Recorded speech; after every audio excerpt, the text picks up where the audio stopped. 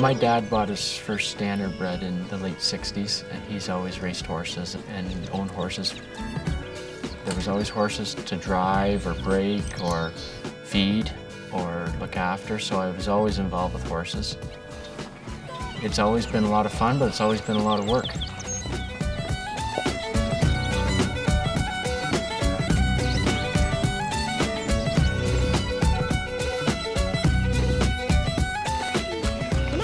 I met Debbie in 2000. Friends of ours invited me up for Jack and Jill. Come here, I don't trust you. So I met him, and he's a wonderful person. He drove all the way from Flamborough the next week for a date in Peterborough, and we went to the movies and dinner, and we hit it off. And we've been together ever since. I remember the first time I ever went up to Flamborough to meet his friends. It was like 30 people at this table, and they're all horse people. And I sat there and I listened to their conversation, and I couldn't contribute one word. I had no idea about harness racing. I'd never been around horses before.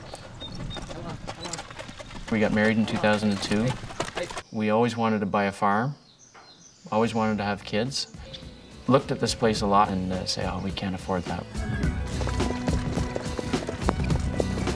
And we put an offer in one day, and boom, we had it. And then all the pressure started because we had to pay a mortgage. And then the kids started coming. And then they kept coming. We have 4 kids now. 7, 5, 3, and 1.5 right now. It's gonna be nice today, you guys. No colts anymore. It's a great place to raise kids, but that doesn't mean we can always afford it if horse racing takes a nosedive. Here comes the bus, guys. We absolutely love it here. We love the country living, bringing up your children in the country, and teaching them hard work or respect to hard work.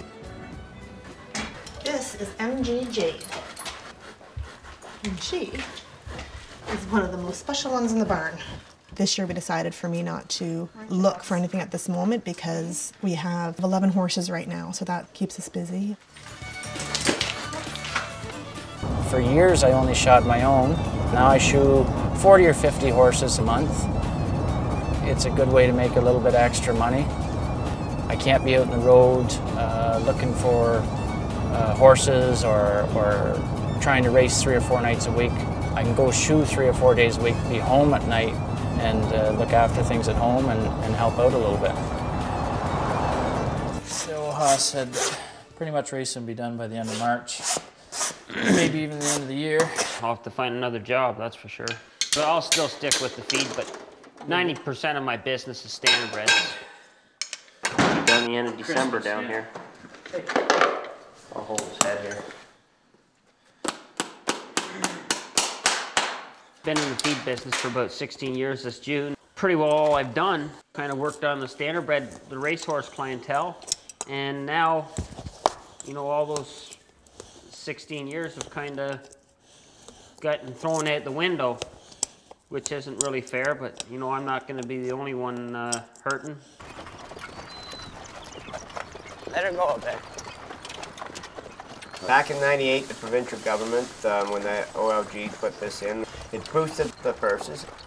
I've got about twice as many horses now as I used to have. And I had to hire more help. My blacksmith's here now once a week, and vets are here probably once a week. Feed company guys here once a week. It just the snowball effect, and it helped everything. I've been doing this roughly on and off for 20 years. And I came to Murray's for a summer job, and I've kind of been just basically here ever since. They're kind of therapeutic in their own right. You're having a bad day and you get a horse that just absolutely, you know, as your kind of like your favorite, your pet. You work with that for a while, and it kind of helps to make everything a little bit better. They are good for your soul, I think. Tammy, she's the barn boss, I call her. She looks after everything in the barn and gets all the horses ready for everybody that's jogging and kind of supervises. I love the horses. You don't get this anywhere else. Presently, there's 9 full-time people working here, 3 high school help, 3 girls get the horses ready for us during the day. 3 miles or so, 7 of us driving horses every day. We start around 6 o'clock and then we're done about 1 o'clock. And then go home, get ready, and then we head to the race at night most nights. Working 18, 20 hours a day. And that's what we got to do when we're racing that day. These people that I shoe for need to get the purse money in order to pay me. As far as breaking horses, these people aren't going to buy horses and send them here for me to get ready. I have one part-time employee all the time. For the winter months, I usually hire another guy to help because we have so many young horses. This is the glamorous job of the industry. Everyone loves this part. Going through the winter with those extra horses helps me get through the rest of the year. How'd she go? Oh, she's good. Was she? I have to make the most of every horse that's here because I don't know how long they're going to be here. I don't know how well they're going to do.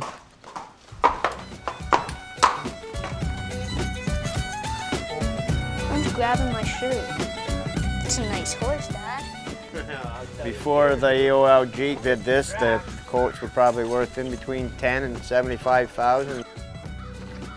Dad, look at this one. Now they're probably 500 to maybe 10,000 for a real good one.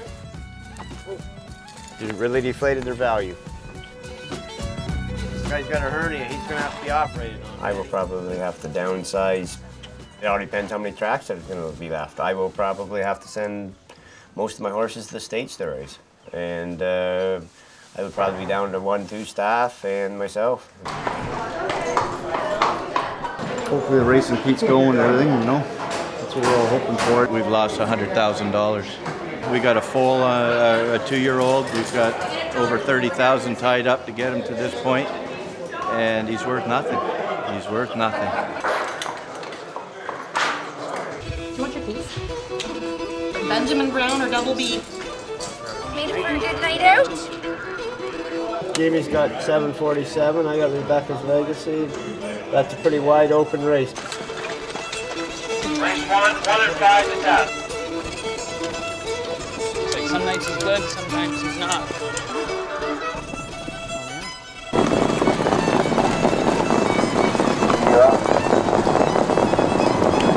$2,000 if you can win for my partner and I. Come on, race! Come on! Come on, girl!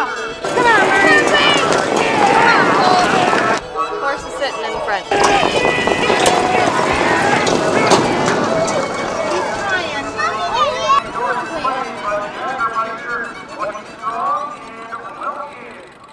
Disappointed? Yeah, I'm disappointed. If it's second, it'll be a 2 and 3 tonight. Otherwise, it's it. Back to the drawing board.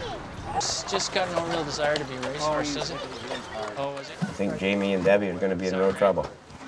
The horses they race are in Peterborough, and by the looks of it, the B-track horses are going to be out the door.